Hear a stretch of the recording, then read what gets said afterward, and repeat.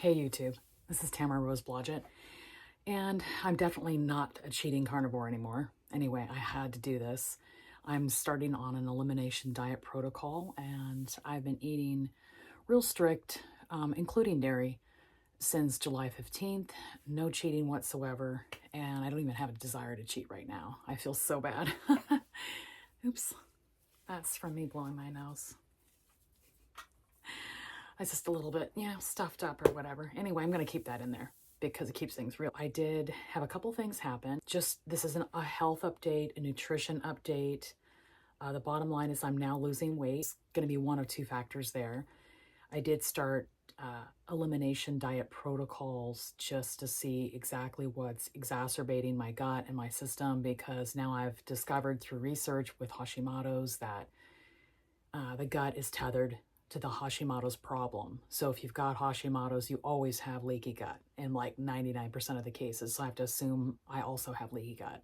It's weird to think that I would. Depending on the individual, if you consume certain types of foods, they trigger a Hashimoto's storm. Hashimoto's is when the body attacks proteins that leak from your gut, and then it makes the autoimmune phase begin, and then also it attacks the thyroid. If there's proteins that mimic thyroid tissue or look similarly, the body just can't differentiate, and it feels like it assumes it's under siege, and it gets everything. And it's kind of a broad swath method of the body's immune system, and then it starts taking out the thyroid too. And I went ahead and had the Dutch test. It's an acronym for a big long thing, and I'll find it when I edit this video, and so you can know what Dutch stands for. But basically it determines your cortisol levels and your sex hormones, to include testosterone, estrogen, and progesterone.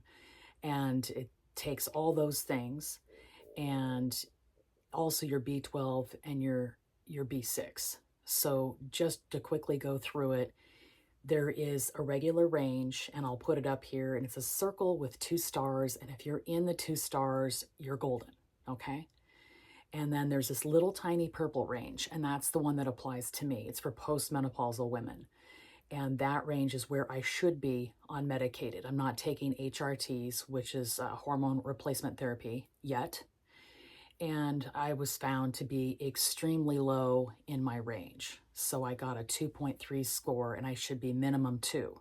So I'm quite low in my estrogen, even for a woman that's postmenopausal. And then my progesterone, though not as low as the estrogen number in my postmenopausal purple range, it was still pretty low. So if you have a range this big, I'm down here in the progesterone. If you have a range this big for estrogen, I'm right here. I'm right on the line. Okay, my testosterone's fine. It's not low at all. It's just kind of a low average. What's going to happen is I'm going to go in on Monday, and this is a real-time video. I'm doing this video the day I'm uploading it, which I'm kind of sort of moving toward that direction anyway, because then my data and my stats and my thoughts are quite relevant with the time. And it's when I have time to do it. Usually Fridays are my best day anyway, as far as being able to do a YouTube in weighing against my full-time job, which is the book empire, right? But I love the YouTube. It's like a catharsis, you guys. I'm able to talk about what's inside my head without driving my family crazy. They're already crazy with everything I have to say. They care, but it's like, oh my God, figure this out. Especially Hubs, who's very much okay, you know what the problem is, get a plan of action. And I'm kind of that way myself too. First order of business is that I'm going to go in there, and my naturopath, who you guys know, I don't really think she's that great as far as like personality goes. Like I felt really rushed and kind of discounted and stuff, which I'll mention to her. I think this time after we go over some things, I'll say, you know, I'm a cash patient. I'm paying $300 for you to go over my stuff and make me feel like I'm halfway educated about what our plan is for my body, with things all in just to correct stuff based on what your findings and your insights are. And I feel like 20 minutes isn't enough. Just saying, you know, $300 for 20 minutes, $300 for an hour. Okay, that's still awful, but I can somehow shelve it mentally. But $300 for 20 minutes, I can't. It just makes me feel used and exploited and sort of had. If she can give me a protocol that works, I'll be pretty happy. I have been doing a gut reset thing, which seems to have helped my digestion a little bit. But for the cost, I don't think I noticed anything significant. So I'd rather just take my nutrition in hand and get that sorted without any kind of powders and pills and oils of oregano and all that stuff. Because I think you can get off on this tangent of supplementation, and where you really need to be is in the nuclei of nutrition, nutrient-dense foods, so that your body has the building blocks in which to heal itself. So that's kind of my more holistic mental framework. She did give me 100 milligrams of 2 different thyroid medications. One, as I mentioned before in prior videos, was to address the T4. The other one was to address the T3, because I am not converting well from T4 to T3. So if you just throw a bunch of thyroid hormone at the T4, it blasts that one small area, but the other one's not getting addressed. Plus, the underlying problem, the root cause of the Hashimoto's, is that my body continues to attack the thyroid gland. We want to stop that action, okay? So I think that's more important than where my female sex hormones are right now, actually, because without knowing that the thyroid is doing its job, the sex hormones are then wherever they're at. In other words, if my thyroid was behaving correctly and my body wasn't attacking its own thyroid gland, where would my postmenopausal sex hormones be in that case? And we don't know that yet. That's not an answer that's been given yet. I took the thyroid hormones because I was in such a hole with the amount that I was making, which was very little, not enough to fuel my body correctly and make it function properly, that I wanted to give it some supplement, so that in the meantime, when I'm trying to figure out through my elimination diet protocol what the big triggers are, it can heal itself with enough hormone. It's too much to ask of my thyroid right now with where it's at to compensate for these naturally dropping numbers in female sex hormone. Because after your female sex hormone, when you're non-fertile, you obviously drop, and then the adrenals take over manufacturing sufficient hormone for you to still function. But it doesn't need to be at that level the way it was before, certainly, because you're no longer needing that fertility. Don't mind the lower numbers of hormones, sex hormones. I think it's natural, but I don't like that they're in the very bottom of their range. I would like it if they were middle to higher. And I think my thyroid is barely managing to even do that, because it's under siege. So it knows I need those hormones. It gets it. It's trying to do it, but it can't because my own body's attacking it. So it's this vicious cycle. So I need to break that cycle and help my body. So I am augmenting with thyroid hormone for now. And I'll continue that until my numbers start to get really good. And then I'll start weaning off the medication in the hopes that my body is starting to strengthen and heal. And it'll go like this and have some long explanation for everything. But nobody's following me for a real cut and dry, cut to the chase type of thing. I have positives, but I have to give the backstory so there's some context. If I don't give some context, people don't really know what's happening. And I have to assume that some people are just tuning in here for the first time. So they don't really know what the problem is. I have Hashimoto's, and I've been doing some research about it for the first time really ever. And Hashimoto's people don't metabolize carbohydrates very well. So it has moved me in the direction of elimination diet. Now, I had talked about in May doing a Lion's diet, but I just wasn't ready. And it makes such a difference mentally when you find out, when you have data, you can make educated choices and progress your journey in whatever direction is most suited to what you now know. And I am doing eggs, and there is some conjecture that eggs might be problematic for Hashimoto's, but because selenium is such a necessary mineral for us to have Hashimoto's challenged people, I decided that since eggs have so much per egg, I would keep those in my diet. I'm having 2 tablespoons to 4 tablespoons of butter in my coffee, which I've cut down by over 40% consumption, and I'm having 4 eggs for my breakfast, and then I'm having between 4 and 6 burger patties for the remainder of my meals. Like when I get hungry again today, between noon and 2, I'll have a couple burger patties. When I get hungry between 5 and 6 later, which I will, I'll have another couple. And I have been generally using the Walmart 75% lean to 25% fat ratio because they're 86 cents each. And I like feeding myself every day for really cheap, on the cheap, with nutrient dense foods. It just makes me happy. And I'll never be rich enough to pay more money for something unless it's either a grab at quality or extreme flavor and quality together. I do buy Vital Farms butter because it's ethically sourced and good quality together. I like the idea of cows and chickens having a life that's nice while they're providing me with food. I know that's a little vegan-esque, but I can take something from that construct. If I want to consume foods that are sourced from animals that have had a nice life or are currently having a nice life while they're also providing me food, like I just mentioned, it feels better than just getting the 5 dozen eggs from Costco that are all white, where the chickens are all just crammed in little cages and they can't move. I hate it. I just hate it. I'll pay a little bit extra when I can. I'm basically having burger patties and eggs and butter.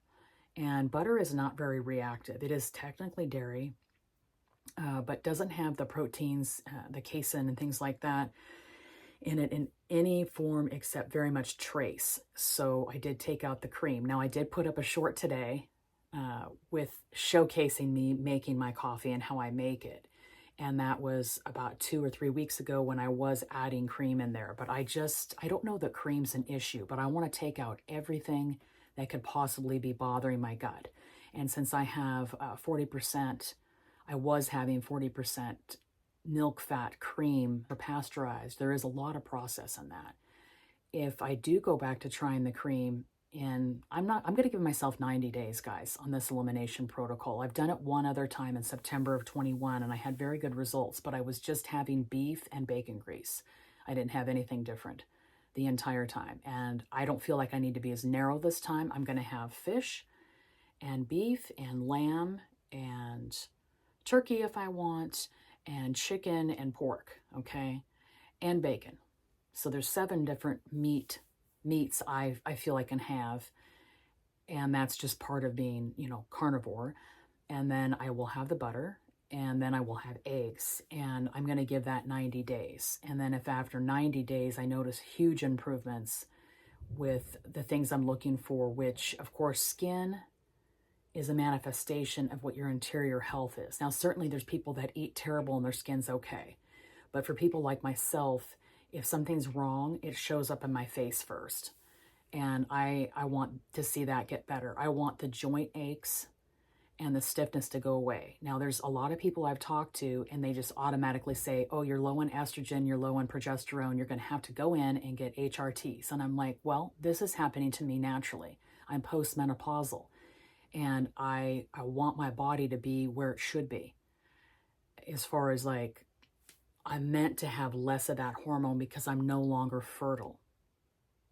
I don't know that it's the best scenario to automatically just toss hormones at myself. Like, I don't know that this joint pain and muscle soreness is the causality is that. I think it might just be the thyroid, and I do want to determine which is which. So I think my naturopath doctor is probably going to toss HRTs at me right away. I think there's a 50-50 chance of that, because she'll just go, you're real low, even for postmenopausal, this will make you feel better.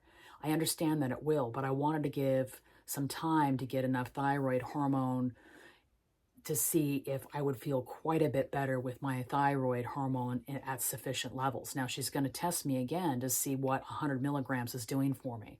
Did my TSH come down dramatically? Did my antibodies come down from 752 to say 600 or 500? Is it resolving? And then if it's resolving significantly, I would think she'd have to see at least a resolution of at least 30%. And then she's going to reevaluate the 100 milligrams. Do we keep it where it's at? Do we have to increase it?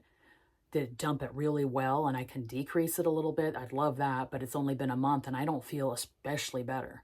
I don't feel like night and day better. I feel somewhat better. If you're giving 100%, I feel about 20, 25% better at most. And this is like day 28, but I was in a big hole with my thyroid numbers and production.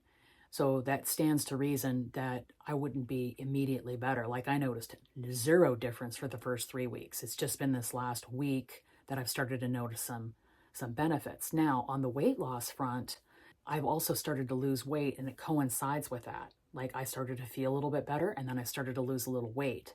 And I think we all know that my weight is very much not attributed to the menopause and very much attributed to the thyroid. And I do expect that. I do expect, as my thyroid hormone levelizes, and there's that help there from the nightly augment. I take my thyroid medication at night every night, so that any kind of caffeine from my coffee doesn't counter that, because that supposedly is a problem. If you have coffee within a certain time of the thyroid hormone, it queers the result, queers the benefit. So I just take it at night, and that's been fine. I've had no trouble with that. I take it alongside my magnesium citrate, which I need because I'm deficient in that, but not when I'm supplementing. Yay. So I have lost about 3 pounds, which seems like a lot for just 5 or 6 days, but I am feeling less inflamed. Like, I can tell when I use my body that I don't feel like swollen and hurting as much.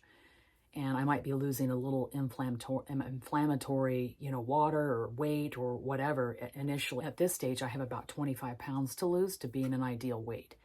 And that's what I'm working toward. And as I go along, I'm very carefully cataloging for each day what my protein consumption was and my fat consumption. And I'm tacking on calories because it's helpful as a point of reference, though I don't feel that calories are actually the do-all, end-all. Like in and out, I don't believe that, because I've experimented with that, and I've gotten up really high caloric intake with high fat and moderate protein, like 25, 26, 2,700 calories, and I've lost weight eating that way. So I know that calories don't matter hugely. And then I'm putting in my weight each day, and I'm watching where it's going. And I figure, if this positive trend continues, and remember, it's too early for me to say, but my God, you guys, when I get a formula and I'm a couple weeks into my elimination diet protocol and I can continue to see a very consistent drop, I'll come in with my meal plan I'm using and let you guys know what it is. And if a gal of my age could lose, say, 4 or 5 pounds for the month, I consider that to be a very good number, very solid weight loss, not too fast, but decent. Over a pound a week is great, I think. I'll give you the formula, and it may not work for you, but my activity is not huge. I have a desk job, and I go out and I walk between 50 minutes and an hour and a half, 5 to 7 days a week. And I am doing a little bit of a buttocks workout as well, just to get my hamstrings strong and keep my butt having pretty good shape. It's the one thing that when you're kind of and I'm not lean right now, but I normally have that figure, tall, lean, white girl. Sorry, but my Latino and Black counterparts seem to have great butts without, it seems, any effort at all. But I got the pancake butt because I'm a tall white girl. And when I'm thinner, it gets worse. So I'm trying to counteract that issue by just doing some very deliberate hamstring exercises, because building your hamstring and having it more developed versus underdeveloped lessens the appearance of cellulite to great degree. Like, even as heavy as I am, I have less cellulite right now on the back of my legs than I did when I was 25 pounds less. It's true, because I just do these hamstring workouts, which, if anybody's interested in seeing the little bit of hamstring workouts I do with my kettlebell, I'll do a little video of that. I'll look kind of ridiculous, but it doesn't matter. If it helps some other woman that's concerned about the way the back of her legs look and just cellulite overall, it's worth it to me to do it. So that's kind of the big thing. My sex hormones done, and you guys know where that's at, and I'll put up a little graph here for like 10 seconds so you can kind of really study it. You might want to take a screenshot. And then I got my cortisol done, and what I was noticing, my cortisol's okay, which is something I was really worried about, but I was pretty sure that it had gone in a positive direction from a negative direction, where I was waking up in the middle of the night and having insomnia, and I'd wake up at 2 in the morning, my heart would be racing. That's cortisol there. And that's been gone for about 3 or 4 months. I've been sleeping through the night, getting between 7 and 8 hours very consistently. Very good sleep, deep sleep, waking up naturally, which I think is just wonderful. It's like 20%, 25% of the whole health battle, right?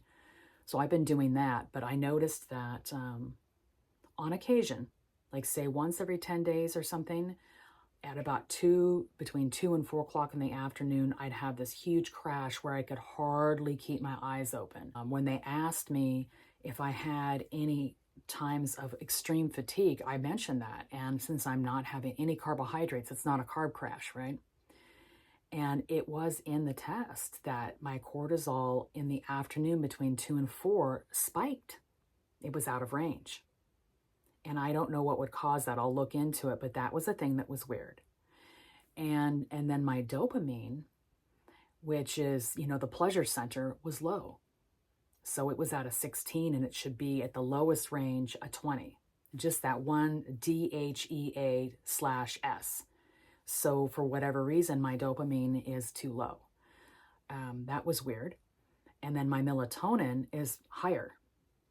And I contribute that to taking D3, vitamin D3, and getting out in the sunlight every day. I think that helps my circadian rhythm. And I have a very good sleep schedule now. I wake up between usually 6 and 7 now, which is a little later than I used to. And then I go to bed between 9 and 10. Like last night, I went to bed at 9:40, and this morning I woke up at 4:40. So I got exactly 7 hours, and I don't feel bad. I feel rested and good. And I could probably have stayed awake a little bit longer till about 10, and then I would have woken up sometime between 5 and 6, which I prefer. It's just a good time to start the day. It's nice and early. I like that. I feel really good about that. Kind of exciting news. Another thing that's helped me, because this elimination diet, this is why some people don't go carnivore, is because it's daunting. The thought of being that narrow as compared to our point of reference of having all the junk and stuff we've enjoyed in the past as modern humans would not be there 50,000 years ago, okay? We would have just been trying to get game, and if it was summer and there was some small berries around, we'd eat those because we're metabolically flexible and we could have something in season. So this is, I was kind of interrupted. Hubs came home, and then Mom got up, and people were milling about. I was like, oh my gosh, I'm distracted. But anyhow, stay tuned. And my main thing is to give autoimmune peeps some data. It's anecdotal, but I think if you have autoimmune and if you're female and postmenopausal, it would take the decision fatigue out of food in great part. Also, I am now looking at the elimination protocol more along the lines of this day.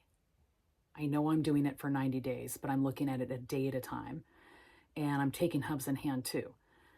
He can have more than me, but he would like to stay in the straight and narrow. So he's probably going to be having eggs in the morning, and then like a low carb bread sandwich with meat and cheese and mustard and mayonnaise, and a little bit of mayonnaise because I don't like soy. Soy is one of the things on the list for Hashimoto, so why should he have it either? And plus it's an estrogen promoter, and he needs all the testosterone he can get. He's got plenty, it seems. But why counter that with fake estrogen that's going to get stuffed in there? Right? Now, testosterone for Hubs. Anyway, and then at night he can have patties with me, or steak, or roast, or fish, or chicken, or whatever we're deciding to have for that night's supper. And I do want to change it up a little bit. When I go to Costco next time, I'm going to get the wild-caught fish in the frozen bag, and I'm going to get a rotisserie chicken and just bring it home, so that we can have stuff that tastes good to us. It's a little bit different, and I'll be experimenting with that. I want to see what I weigh too the next day after I have something that's a non-beef item, to just see, do I gain weight? Do I stay the same? Do I lose weight? What do I lose weight best on? I think that's really important. So I'm not doing the Lion diet, guys. I'm just doing strict carnivore without dairy, because I want to see if I can improve my health. And even though it's very early, I have noticed a weight drop. So that's exciting too. So stay tuned, and please subscribe if you haven't already, and share this with your autoimmune people, your postmenopausal women that you love, and anybody that wants to improve their health in a sustainable way, because I'm just walking every day, guys, and the decision fatigue on food being eliminated is so fantastic, because now I just wake up, I have butter in my coffee, I have eggs for breakfast, and then the rest of the day it's whatever meat I have, and I am keeping it to breakfast, lunch, and dinner. And I did something today for the first time that's super different. I had my eggs before I had my coffee. For the first time ever, I had food before I had coffee, and then I had coffee. And I woke up being a little hungry, and I was like, I have read that Hashimoto's people should have something to eat within an hour of waking. So I thought, I'll try that. It's not changing my food load at all. And it felt good, and we'll see when I'm hungry. But I ate around 6 in the morning or so. So I'm anticipating being hungry around 11 or 12. And I'll have patties, because that's what we have sitting around in the fridge. Or I'll cook them up in the air fryer. And I've got a Ninja now, and I love it. I'm going to link that below so you guys can grab the best air fryer I've ever used. And it's super easy, and I love it. Anyway, talk to you soon. Next Friday.